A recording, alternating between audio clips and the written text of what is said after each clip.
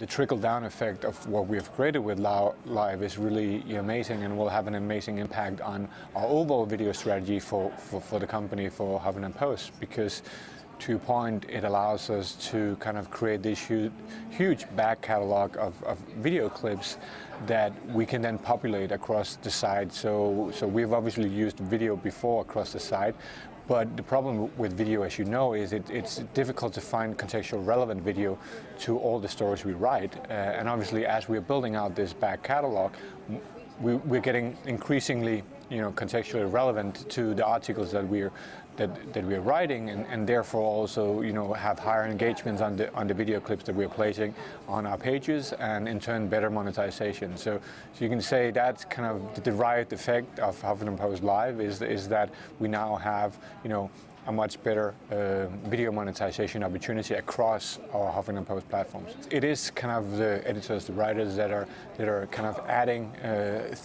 clips that they feel are relevant to the stories, at least when they're contextually placed. So that means that when it's kind of above the fold or in an article or just after the article. We obviously also on our pages have our AOL On widget, which is kind of below the fold, end of the article, which is a different type of video monetization. What I'm talking about here is, of course, the monetization that's kind of related to the article. For me, when you look at something like HuffPost Live, the value really is kind of the innovative new way of doing something that's live streaming, right? I think we have for a long time talked about the integration with the second screen, and how the social kind of impact the way we're watching television and those things. And I think that's really what's intriguing and interesting about HuffPost Live is that we're, if you look at the feed, it's not kind of just, the stream is not the only thing that's happening on the screen. There's a lot of the social things that we've tried to integrate because we feel that it's important kind of to have that as part of the experience. And we also feel that when we do things,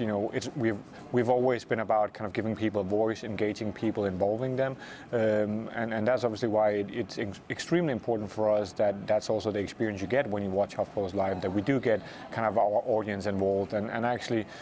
we've been live now for 6 months, and we've had more than 5,000 people of our community members that has actually participated in the conversation. Obviously we've had a lot of great interviews with famous people and not so famous people, but I think for me the more important thing is that we've had that amount of people joining the conversation, and I think that is unique, and for me that's probably also one of the reasons why HuffPost Live won the innovation prize from Mashable just last year.